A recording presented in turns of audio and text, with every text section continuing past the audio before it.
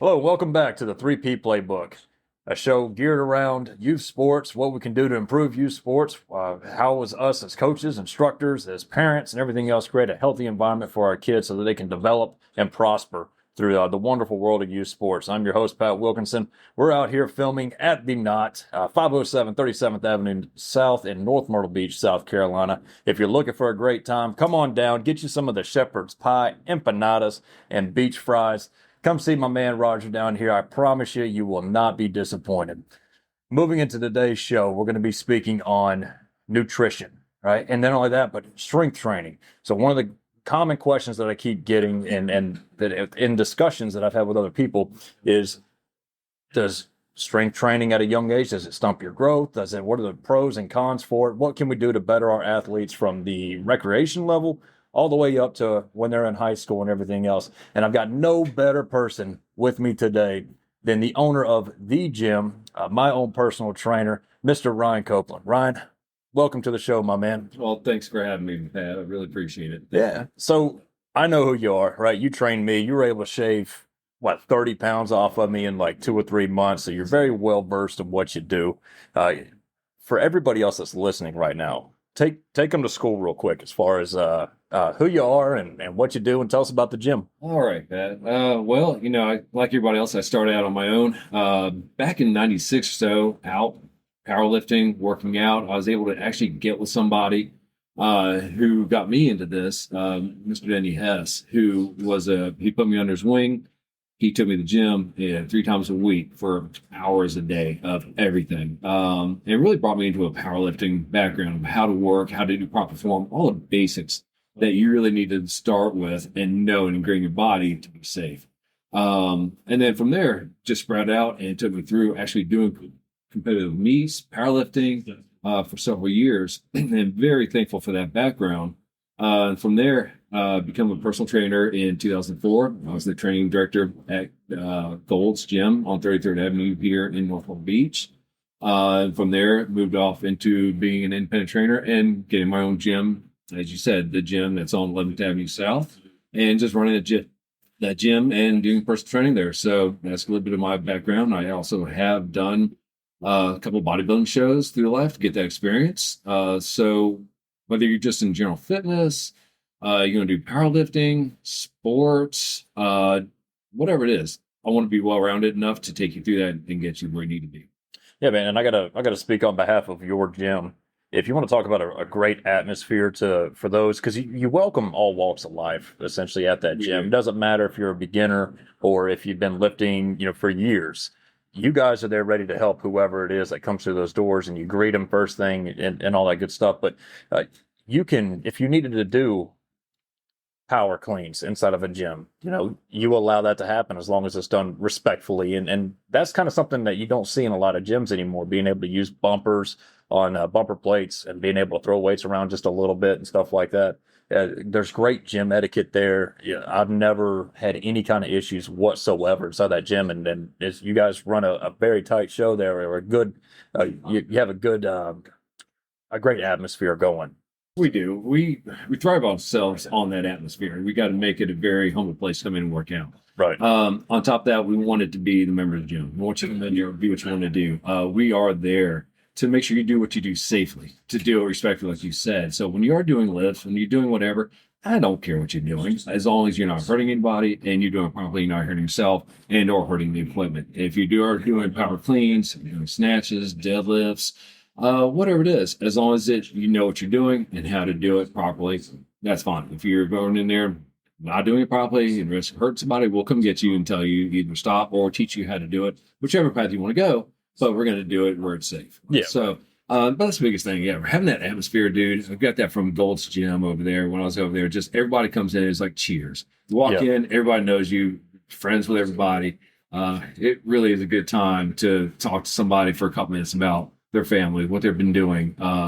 Many people I know, like one of the ladies I was telling you, Mike, how his daughter, he's trying to help her get through the Citadel. One of those things. And, just sit there and talk to them about that and have that relationship. And it really builds that camaraderie and the bond. So when people come in, it's their gym too. It makes them really part of it. And it really helps the gym experience for everybody else. Right. And it's all about the environment, man. Because, some people are, get intimidated when it comes to going to the gym and or to any gym, not necessarily your business, but some people are hesitant to take that first step. They're scared they're going to get judged and everything else.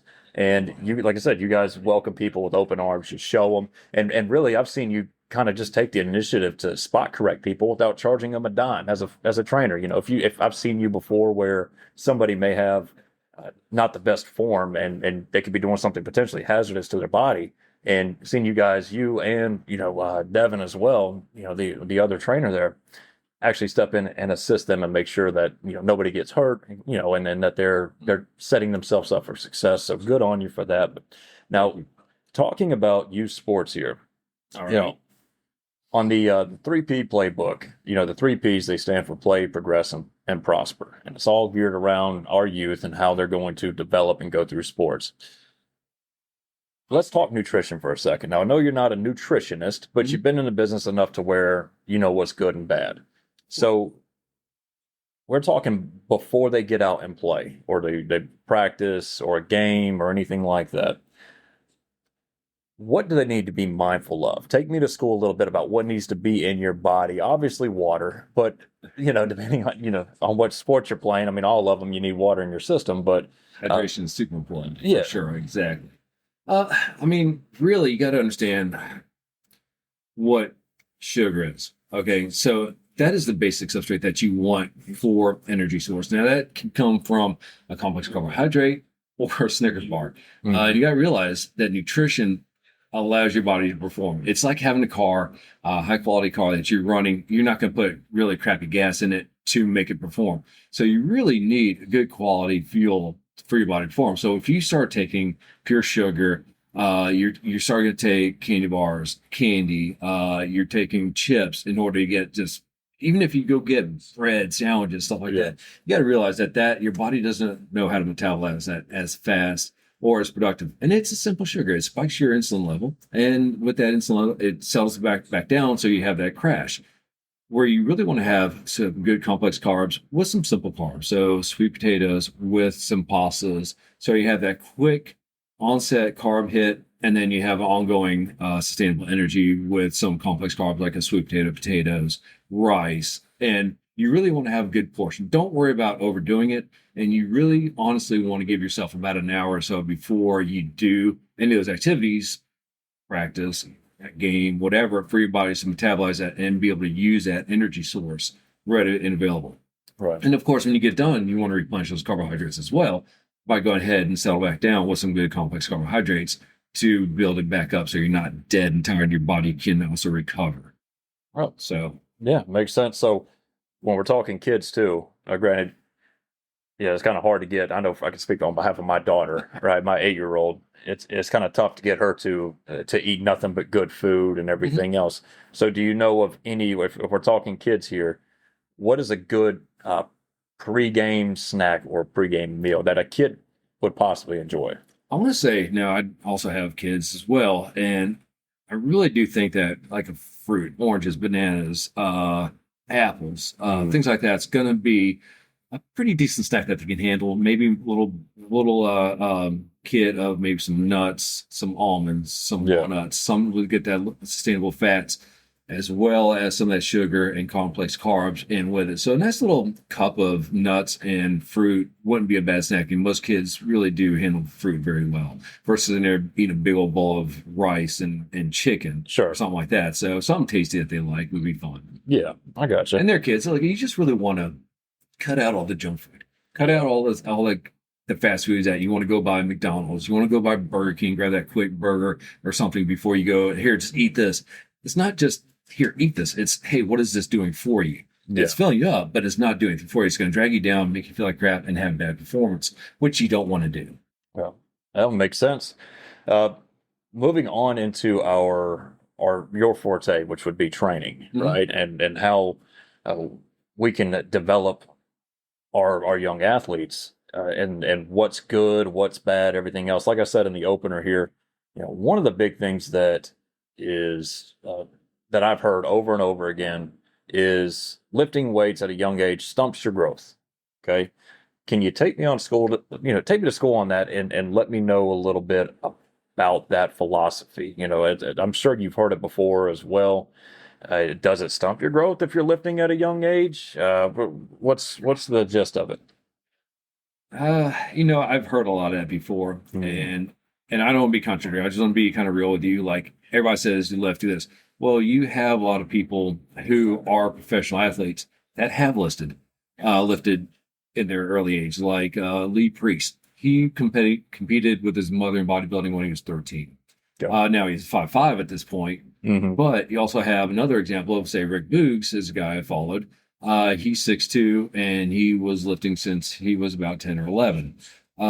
So I don't think it's so much as stunting. Can it? Of course it can, because your growth plate is still growing.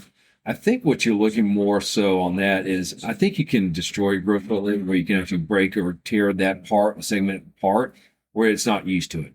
The safe way to go about it would be on up from kids up to early preteens, teens, is you got to gauge their testosterone.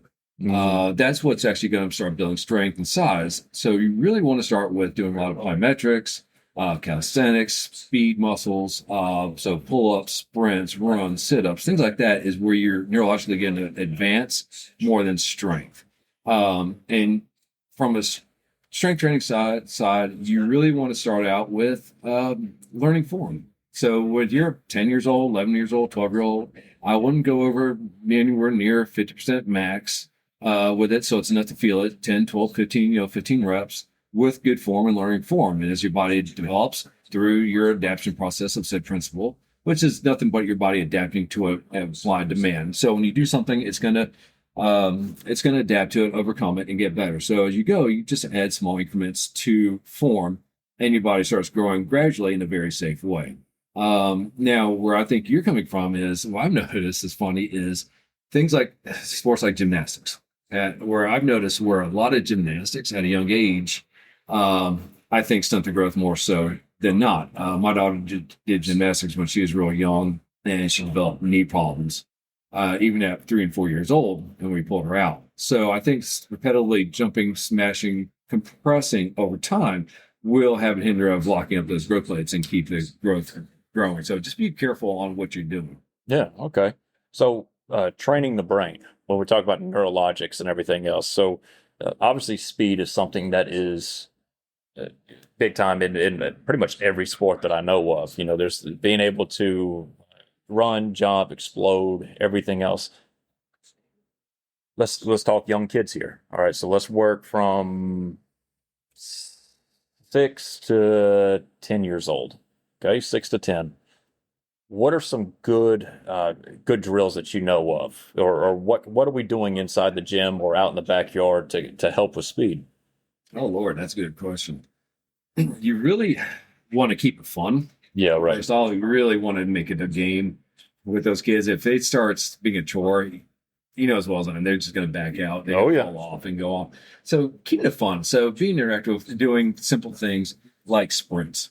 Getting sprints going. Hey, let's play games like long jumps, high jumps, burpees, making games even like push-ups, sit-ups, high knees, anything you're trying to invoke the brain to start working more and more, faster and faster. So it sounds weird, but you get an 8-year-old girl skipping with some high knees. They're having fun, but they're also developing hip flexion and motion and developing that to where they can start sprinting faster and laying the groundworks for the plyometrics later on. So that's another thing you get into is some plyometrics. Simple tire jumps, which they love. We talked about it before, doing high jumps and long jumps, Mhm. tire jump step ups, things like that. Burpees is another one that's good. Just getting down and push up, getting back up and jumping up, things like that. Just keeping it fun, keeping the body moving, and try to get better each time you do it. Like I said, through that, so your implied demands have got to increase the demand in their body to get better. So as you're doing it, try to do progressively better and better each time you're doing that activity. Gotcha. So let's move forward a little bit or move later in a kid's life, and let's talk once we start hitting middle school and high school. what are we start? That's when we start implementing some more of that weight training. Am I following you correctly on that, or? Yeah, I think a lot of that still that pubescent age, 12, 13, so that Mhm. is later end of middle school to getting into high school. I think that's a great time to really start working on the basics, the benches, the squats, the deadlifts, getting those in, how to do the proper, well, it's even bicep, triceps, dips, getting them into there. And then as their body progresses, grows, testosterone kicks in, then they're able to do more and more, but they already got that foundation laid of how to do it. And then that progression each week that they come in to work out, they're invoking that progression more to allow their body to grow safely. And that is not just for them. I'm going to carry that in through the rest of your life. Periodized workouts, and is laying that to where you do your periodized workouts. You're doing your progressions each week to let your body grow in a safe manner. Oh, got it. And how important is form? 100%. Yeah. 100%. Form will dictate everything from injury to growth. Bad form, you're going to get injured. With bad form, you're not invoking the proper muscles of work. Your foundation's not there. You're doing a power clean by form. Your lower back's going to take a hit. Or you're doing benches with improper form, dropping weights, your rotators catching a hit, your clavicles catching a hit, your sternum's taking a hit, your chest are, and you're not ever going to produce any power. You really got to respect on form the two phases of eccentrics and concentrics, the up and the down. Depending on what you're doing and what you're lifting for, they play an important part. If you're doing, say, bodybuilding, you really want to pay attention to the eccentrics, the negative part of the exercise that induces growth. Where if you're doing power in sports, you want to be a little more powerful in the concentrics of pushing, where you really want to kind of get to the loaded phase and you explode and push off for the power and respect the concentrics movement. So either way, you can't do that without the proper form and or muscle control. Oh, makes sense. Now, what are some? I remember when I first started lifting. It was when I became a freshman in high school, and I started playing football, and they put us in the weight room, and yeah, the big three: bench, squat, and deadlift. And granted, we would have a couple days we would do power cleans and stuff like that. But let's start off with the bench press. What is the most common error that you see with the bench press? Oh God, if you're asking me, it's actually doing the bench press. I Yeah. hate that exercise. It's pretty horrible. And it's understanding. So the biggest thing with bench presses and the contradictions is dropping the weight, bouncing it off the chest, and just throwing it up. Not supporting shoulder girdle, not pinching shoulder blades back, not controlling it down like you should be. And also just throwing too much shoulders into it, rotators, pushing. And then on the other side is when you start getting in trouble, winging your arms out in a external rotation using the front delts when you cheat. And so you beat up your shoulders when you're getting it up. And that's kind of the gist of high school sports, where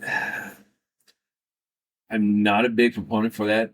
Just the fact that it's not a monitored activity where there's somebody in there watching you all the time, making sure that you're doing that properly all the time. So you're just letting a bunch of kids in the weight room, unfortunately, get in there, go do this, you need to do this, and they're on their own to do it. Which is good. They got a good camaraderie, but yet they're ecking each other on Yeah. to do more and more and more and more, which is good at a proper form. So they end up getting hurt in proper use. Crap, I knew a dude that went all the way through college doing improper form on benches, and he was doing all the way up to a 315 close grip bench because nobody told him where his hand placement was supposed to be. He had the biggest triceps I've ever seen. Yeah, right. So just anywhere from hurting yourself or not pushing yourself to improper form, or best yet, just getting small amount of growth in. Yeah. Right. So chasing the weights, there can be a hazard with that, obviously, unless if you're not at least having that proper form. And now moving on to, and I just wanted to hit the big three here. Let's move to squat. Where are most common areas with the squat itself? I think the most common area is range of motion and flexibility, hip mobility, ankle flexibility, being able to get down into a proper squat. You see a lot of these half squats. They get down to about a 45-degree bend.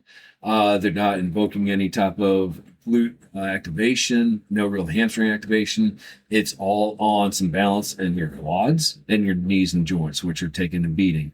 So when you're doing the squats, you really want to focus on form and balance. You really want to be in the middle of your foot, so you're activating quads, hamstrings equally. Proper bar placement for the type of squat you're doing, and working on depth, getting down to parallel or below parallel to allow the glute ham activation and perform the necessary recruitment of muscles to and get anything out of that squat and that exercise. And I'm speaking from experience here with the squats that you made me do, the Zercher squats. The old searching, yeah. Man, take people to school on that maneuver real quick. So I'll open it up. The traditional squat is putting it on right there on your back and going to back squat. The back squat, yeah. Now, the Zercher is a lot different because you're going from holding the bar on your back to having it right there in your, what is this area of the body called? The bend of your elbow. The bend of your Bend of elbow. your elbow. And it's probably one of the most alpha squats I could ever imagine, because there's the pain of having, if you get enough weight right there. But tell me the benefits of it. All right. So old Ed Zercher came up with these in the 30s. It's one of those things you really got to do to see the benefits of it. Let me go over why it's better first versus how the traditional back squat is. So, and that all has to deal with center of gravity. When you're doing a back squat that got that bar high up in your back, you're going down and you start getting a little bit forward. Well, that really does play havoc if you're not doing it right, or if you're running your chest a little bit on that L5, that lower back. And that can get it kind of a beating. So motion of when you're going down, then you kind of dip forward to get the motion in properly, can really kill it. So when you drop that bar inside your elbows and then you get down, it has a low center of gravity where you're not placing it on your lower back. And you can have almost a deadlift form hip hinge without even hurting your lower back. Downfall is, it does, like I said, it's a pain right there. You can wrap up a little bit, or you can callus up and get past it and push.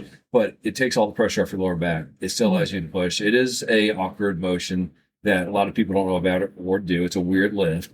But the benefit is honestly just that range of motion. Having that low center of gravity, being able to get down below parallel with ease with that low center of gravity before, as opposed to being struggling with tight hips, getting down to the back squat. So that range of motion is huge on activation on the muscle groups of the glutes, lower back, posterior chain, quads. And again, to me, you get better development because of that range of motion. Yeah.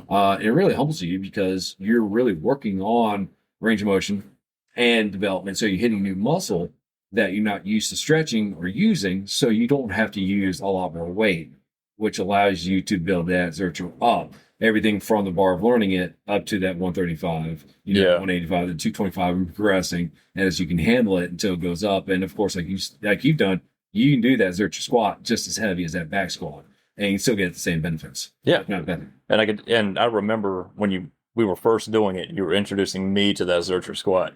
I started off at, what do we have, 10s on the bar, at first, and a set of 12 of them, and that almost did me in. And on a back squat, I was a 315 guy. I could knock out 3 or 4 of those at a time, and everything else. But the progression and how fast I was able to actually move up, once it just takes a little bit of getting used to that awkwardness, of holding that bar. And for people listening, it's not necessarily if you can imagine a front squat, lower it down just a little bit to where you're holding it, in between your bicep and your forearm. And but getting that motion down, and I honestly felt better getting lower doing it mentally. But I ended up getting up to 330, I believe, or something like that. Got up to about 330. I remember the first time we were maxing out, we were going for what was that max lift, 315? Yeah. To hit it, and we actually hit a quad with that. Mm-hmm. It was an amazing day of PRing for you. I really hate that word PR, but that's what we were going for on that cycle, because we are, for your all intents and purposes, for your training, we're actually going through a powerlifting cycle to build up speed and power with you. And then we actually ended up hitting, I believe you're right, a 330 Zercher. Well, let me ask you a question. From the back squats, going into the Zercher squats, and now I notice you are going back to the back squats, which I recommend going back and forth, and even getting into some of the front squats as well. How does that feel like it's helped you with your back squats? Well, I know I was able to get right back into worked myself up a little bit when I went right back into it, but I feel stronger with my back squats now. Yeah. I mean, granted, it was like I said, it was awkward because it seemed like I was trying to learn how to walk again. But once I kind of got back into that rhythm and I could start feeling, the big thing with the training was being able to feel certain muscle groups work and everything else. Because we did, one thing you introduced me to was actually isolating those muscles and using them and focus on those instead of, hey, how much weight can I put on the bar and go down and up with it? Like, no, load.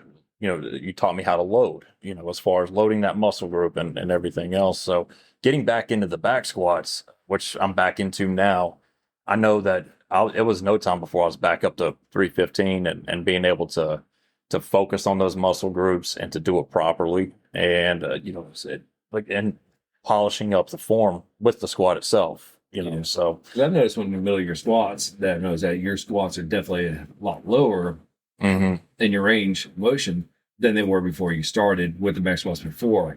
So I feel like you picked up a lot more hip flexibility, and movement and motion, a little bit more mobility in your hips and ankles, all where you're allowed to get lower in that back squat, Right. get more benefit out of it. So Yeah.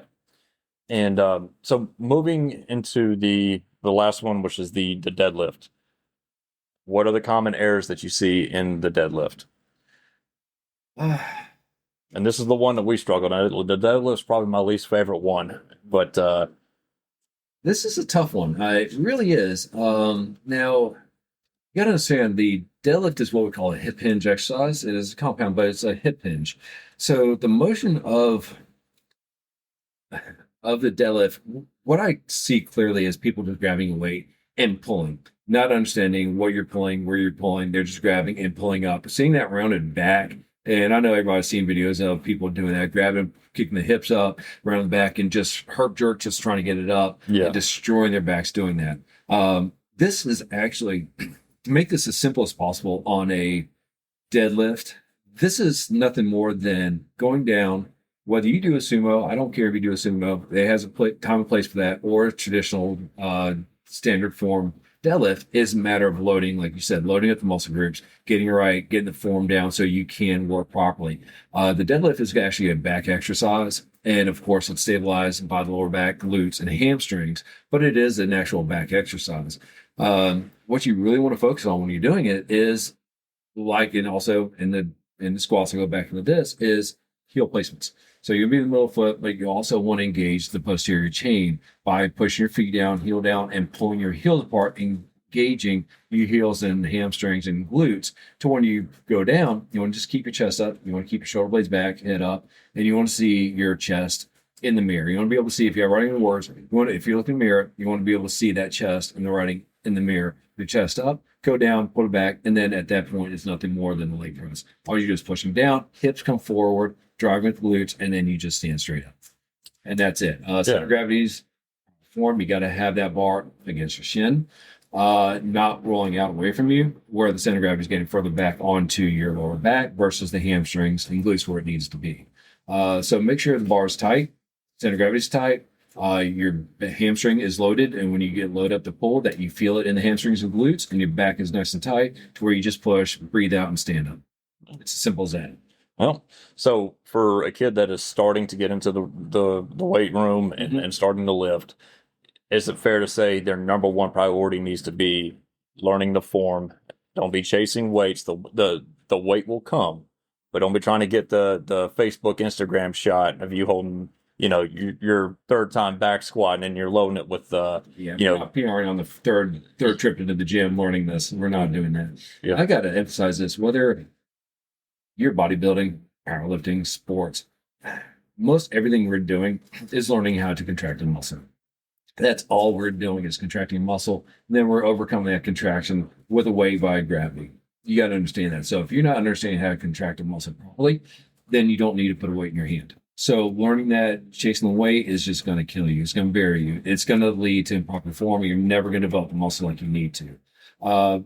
Best chance hurting yourself, tendonitis, pulling muscles, tearing muscle, pulling bicep off the bone by an underhand grip or something and jerking when you're not used to it, or you're not into the conditioned phase, because you still have what we call a deconditioned state that everybody starts in when they start working out. Their ligaments, tendons, soft tissue, and their kinetics are not ready to pull weight and to lift. All you're trying to do is get your body ready to lift. So learning the form, understand the muscles, how they work, how they're attached, the actions of the muscles, what they do, grabbing lightweight, squeezing that muscle and toning the muscle and squeezing as you're contracting to understand how it works will get you to development. It's going to get you that neurological development from the mind body from the mind controlling the muscle so you know how to lift properly. It gets a lot easier. Lifting life gets a lot easier when you get that down versus just pushing the weight. And understand that. Yeah. I had a correct lady this morning. I'm sorry, but she was not having issues with feeling her medial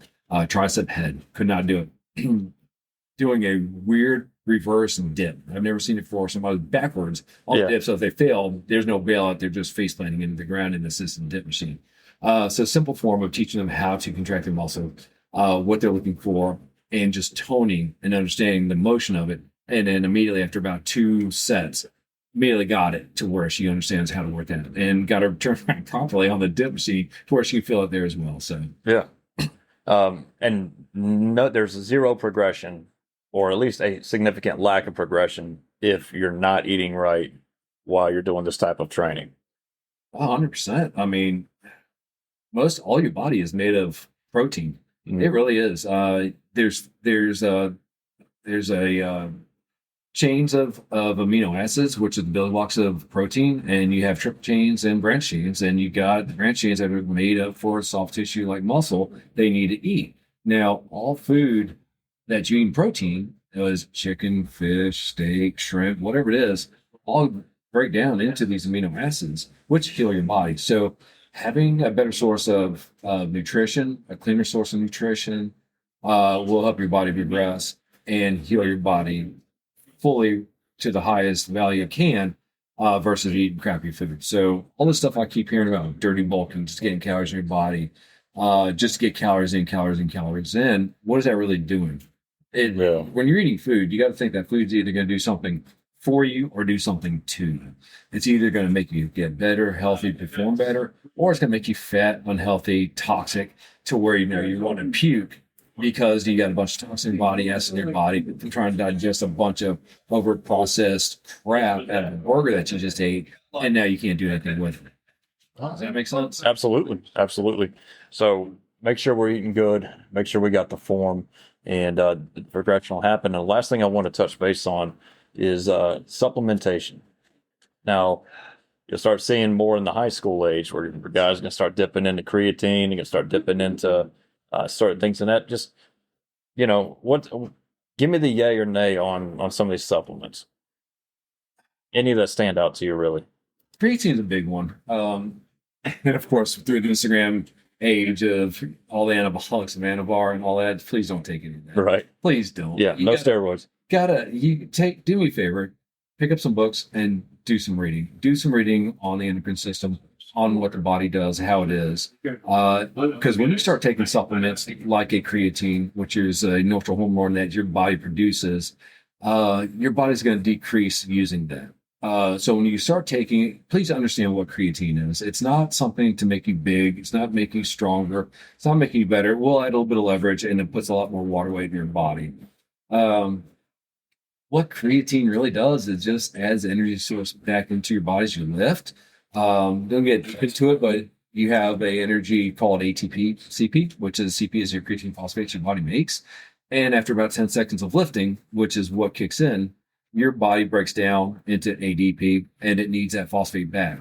When you're taking creatine, you're trying to force those ATPs or the CPs back into your muscle in a really variable cycle, but your body naturally does it within 45-second rest in between sets anyways, is all the Krebs cycle takes to make your diphosphates into a triphosphate. So taking that can probably hurt you a little bit more than actually help you, because now your body's not producing the regular creatine that it needs. So if you do stop taking that, like anything else, it's going to take a small lag time for your body to start producing it, to kick it back on, and before you start doing so, it can actually hurt yourself in the long run. You'll have that lag after you stop taking it, where you're really tired and regenerate afterwards.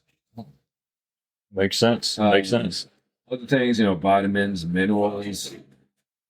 Most my wholehearted opinion is basics. Eat right. Yeah. I guarantee you're not eating right. You're not on it. You're haphazardly eating here and there. You don't know what your BMR is, your basal metabolic rate. You don't know the activity levels. You don't know what your calorie count is. You don't know how many calories you're supposed to take in, nor are you taking those in a proper amount through the day. If you're having trouble in sports performance, in the gym, outside the gym, activities, anything, let's go back to the nutrition side of that. Let's make sure that we're getting a proper amount of calories broken down through the day. It doesn't matter if you're doing 2 meals a day, 3 meals a day, 4 meals, as long as you're working on getting more and more meals into your body. I don't expect people to eat 6 times a day right off the bat, but I am a big believer in that. And I'm not a big believer into the intermittent fasting and or fasting. I don't believe that's going to do anything for your sport performance. In that many calories at one time, your body can't handle that many calories at a sitting. You only absorb calories in over a 2 to 3 hour period of time anyways. So whatever you can take in that period of time, if you're bulking, take a little bit more calories in that period of time that you need. If you're cutting, trying to lose weight, you take less calories in that 2 to 3 hour periods that you need, and you'll start losing weight.